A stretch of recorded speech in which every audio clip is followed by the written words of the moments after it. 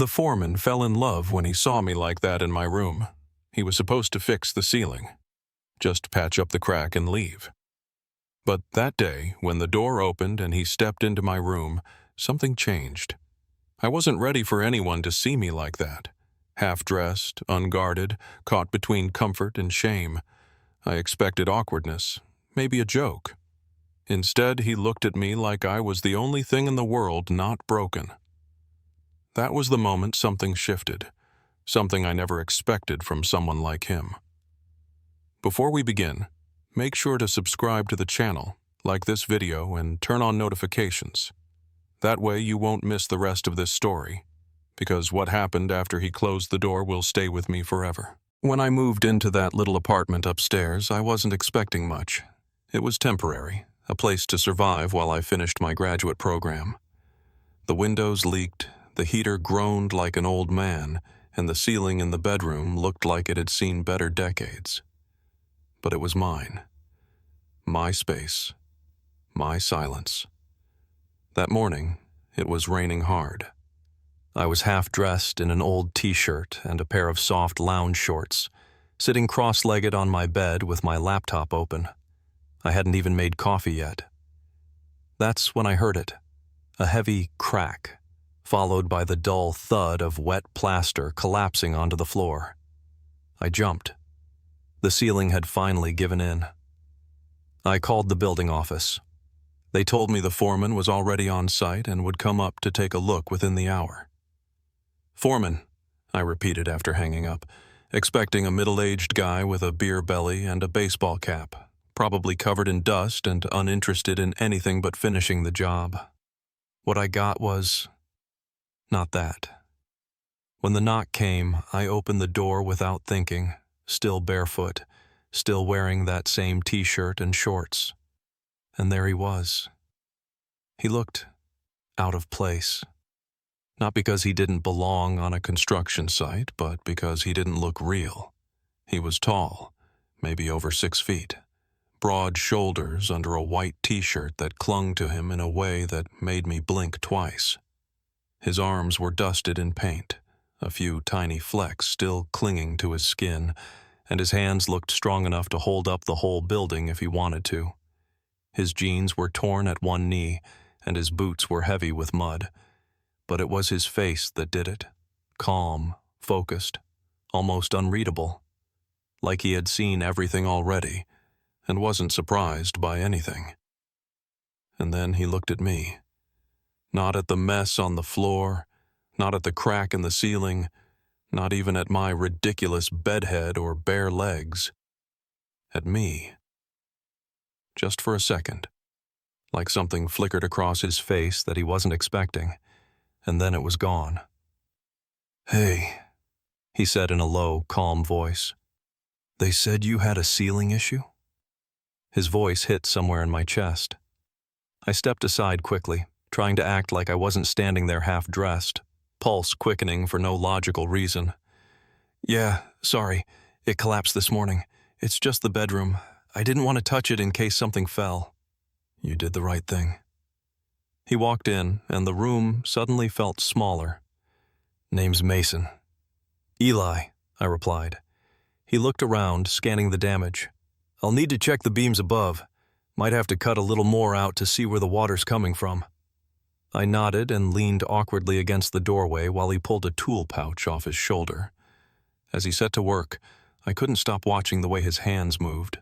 Methodical, sure, deliberate. He wasn't just doing a job. He understood the bones of the place. He respected the structure. Something about that settled inside me strangely. "Sorry about the mess," I said, realizing how unprepared I was for any of this. "I didn't think anyone would actually come today." He glanced at me with a half-smile. "If we waited for the weather to clear in this city, nothing would ever get fixed." I laughed a little, nervous. I didn't know why I was nervous. Maybe it was the way he filled the room without saying much. Or maybe it was the way I hadn't felt seen, really seen, in a long time, and suddenly there he was, eyes sharp but kind, taking up space like he was meant to be there. Mason stood up, brushing dust from his jeans. I'll need to grab some materials from the truck. Should only be a few minutes. I nodded, but as he passed by me on his way to the door, his eyes lingered, just briefly. And that look, unspoken, quiet, direct, made something stir deep in my chest. When the door closed behind him, I realized I was still standing in the hallway, heart racing, staring at the space he'd just left like it had been burned into the walls. And then I saw something on the floor. He'd dropped a small, folded piece of paper near my nightstand. I bent down to pick it up. My fingers trembled. Because it had my name on it. My fingers hovered over the folded paper for a moment longer than they should have. It was simple. Creased once down the middle, no sign of dust or smudge, just my name. Handwritten in clean block letters. Eli. How long had it been sitting there before I noticed? Did he mean to leave it? Was it a mistake? I opened it. It wasn't a letter. Just a single sentence, written in ink slightly darker than the paper. You looked peaceful. Don't lose that. No name. No explanation. Just that. My stomach flipped. I read it 3 more times as if the meaning would shift under the weight of my attention. Did he see me while I was sitting on the bed earlier? Had I left the door ajar without realizing? Or was he just talking about now, this moment, me barefoot, awkward, still caught between self-consciousness and something I didn't yet have words for? I stood there holding the note as if it were dangerous. There was a knock at the door. I jumped. Quickly, I folded the paper and tucked it into the top drawer of my desk, closing it with more force than necessary. When I opened the door, Mason was standing there again, arms full of materials, drywall, a long metal straightedge, a few sealed containers of sealant. His eyes flicked toward me. Everything okay? I swallowed. Yeah, just was thinking about something. He stepped inside, careful not to track mud onto the floor. I'll finish the framing and patch it before sunset. You might need to sleep in the other room, just for tonight. Sure, I said, trying to sound casual, but I couldn't help it. I kept glancing at him, watching how he worked, how his sleeves slowly rolled up past his forearms as he moved, how he squinted one eye when he measured, how his jaw tightened when he used the utility knife. He caught me once. I looked away instantly, heat rising to my neck. You always this quiet? He asked without turning. Only when I'm not sure what to say. He gave a low chuckle. Good answer. I sat on the edge of my bed, what was left of it, trying not to let my thoughts run too far ahead. But they were already sprinting. That note. The way he looked at me the first time. The way his voice changed just slightly when he said my name. I barely knew the guy, and yet something inside me had already latched on to the idea of him. Can I ask you something? I said finally. He paused, a drill in one hand. Shoot. Why'd you write that note? He didn't look up at first. Finished screwing a corner brace into place, then set the tool down. Turned. His face didn't show surprise, only stillness. You saw it, he said. You left it. He leaned against the wall, arms crossed. Yeah, I wasn't sure if I should, but I didn't like the thought of walking away without saying what was on my mind. What did you mean by peaceful? I meant, you looked like someone who doesn't realize they deserve to feel at ease, and I don't know why that hit me. It just did. I stared at him. That answer wasn't flirty. It wasn't even romantic. It was honest. It was so honest, it made my throat tighten. I haven't felt peaceful in a long time, I admitted. I think I forgot what it looks like.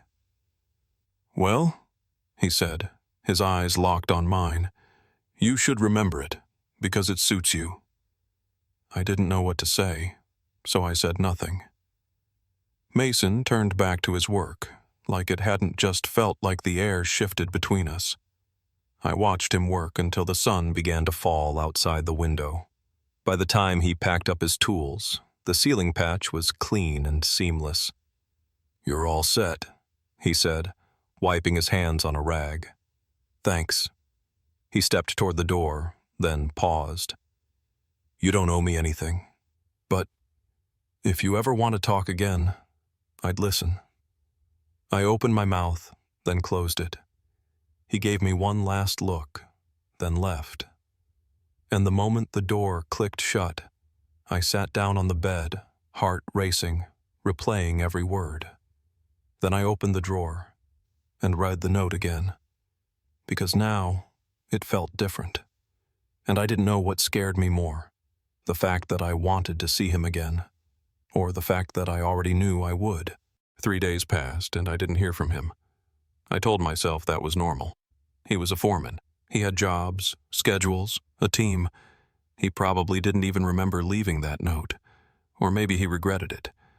Maybe I read too much into it, which I've always been guilty of. Maybe it was just kindness. But I kept that piece of paper tucked inside my journal like it meant more than it should. Every time I passed under the new patch on my ceiling, my eyes paused there, wondering how long he had stood on that ladder, thinking whatever made him write what he did. I went about my days like usual, coffee, work, scrolling too long on my phone, pretending not to check my messages. I didn't know if he even had my number. But I knew his name now. Mason Carter. I'd found his company website. His picture was there. Nothing special, just a headshot in a navy polo shirt with the company logo. But even in that photo, he had that same steady look. Not trying to impress, not trying to hide. It was Saturday when I heard the knock again. I wasn't expecting anyone. I was still in my pajamas, oversized hoodie, boxers, messy hair. But I opened the door anyway. And there he was. Mason stood there holding a toolbox. Same boots. Same sleeves rolled up.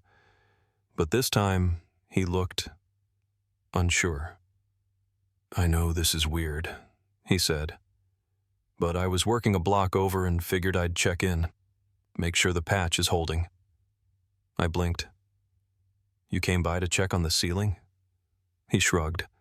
"And maybe to see if you were still reading my note." I stepped aside before I even thought about it. "It's holding fine." He walked in slowly, like he wasn't sure he should. Timber floors creaked under his weight. I closed the door behind him, and suddenly the room felt smaller again, just like last time. He looked up at the ceiling, nodded once. "Clean work. I told you. You're good at what you do." He looked back at me then, and I felt it again. That heaviness in my chest, like I was standing too close to a truth I wasn't ready to hear out loud. "Why'd you really come?" I asked, my voice quieter than I wanted it to be. He set the toolbox down by the door. "I kept thinking about how you looked, not just the way you were sitting, but the way your eyes shifted when I walked in, like you didn't know if you were allowed to be seen." That hit harder than I expected. I leaned against the edge of my desk, arms crossed. "What did you see?" He stepped closer. "I saw someone I wanted to know." The room went still. I didn't move, didn't breathe. He stopped a foot from me, close enough that I could smell the sawdust on his shirt, the faint trace of something like cedar and sweat. His eyes never left mine. "I've never done this," I said, finally. "I've never let someone in like this." "You think I have?" His voice dropped lower, quieter, like the words were made just for me. "I grew up in a family where men didn't look at men the way I looked at you that day, and I've spent years trying to ignore it. But then I walked into your room and something just changed." I looked down, heart pounding. His hand reached out, slow and careful, and brushed the side of my face, just once. My skin burned where he touched me. "I should go," he said suddenly, pulling his hand back. "I didn't mean to make things complicated." "You didn't?" I whispered. He took a breath. "You sure?" I nodded. And for a second, he just stood there, eyes searching mine for something. Permission, maybe. Or courage. Then he stepped back. "I'll call next time," he said, voice soft. And before I could ask him to stay, he opened the door and walked out, leaving behind the scent of sawdust and something I wasn't ready to name. I didn't sleep that night. Not really. I lay in bed with the lights off, listening to the quiet hum of the refrigerator down the hall and the occasional creak of old pipes. But mostly, I listened to my own thoughts, spinning, restless, electric. He touched me. That's all I could think. Just a brush of his hand against my face, and everything I thought I knew about how I protected myself, how I stayed safe behind silence and distance, was unraveling. I didn't know what he meant by, "I'll call next time." I didn't even know if he had my number. But part of me wished he didn't mean call. Part of me wished he'd come back. The next day, I jumped every time my phone buzzed. But it was never him. And still, I couldn't bring myself to feel angry. He had given me something already, a glimpse, an opening. By Monday evening, I needed air. I walked to the corner store for something I didn't even need. Chips, a soda, anything to keep my hands busy and my feet moving. On the way back, as I passed the front of the building, I heard voices, loud ones, construction workers.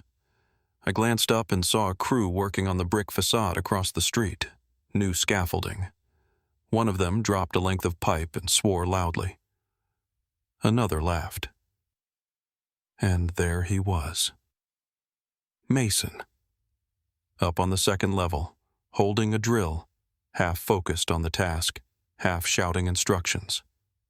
He hadn't seen me yet. I froze. Something in me wanted to run. The other part crossed the street. I stood on the sidewalk and waited. He turned, saw me, and something changed in his face. He said something to the guy next to him, then climbed down the scaffold slowly, boots hitting the ground with that same quiet confidence. "Hey," he said. "Hey," I answered, breath catching. "You okay?" "I didn't expect to see you." He nodded. "I didn't expect you to stop." I couldn't not. His expression softened. "Want to come around the side? There's a break room inside. It's quiet." I followed. The room was just a trailer, the kind parked near long jobs. Inside was a small table, a bench, and the faint scent of coffee and dust. He closed the door behind us. Neither of us spoke for a moment. Then he took a step toward me. "You've been on my mind," he said, quiet but direct. "You didn't call." "I wasn't sure if you'd want me to." "You touched me." He hesitated. "Yeah." I stepped forward. This time I closed the distance. His eyes darkened, his chest rising, and I saw it. He was holding back, waiting for me to decide. I reached out, slowly, placing my hand against his chest. His heartbeat was strong, steady, but I could feel the tension under it. He closed his eyes for a moment. "You don't have to." "I know." I cut in. His hand came to rest over mine. "You scare me," I admitted. He opened his eyes. "Why?" "Because you make me feel like I don't have to be afraid of being seen." He didn't move. But then he leaned in, so close I could feel his breath against my cheek.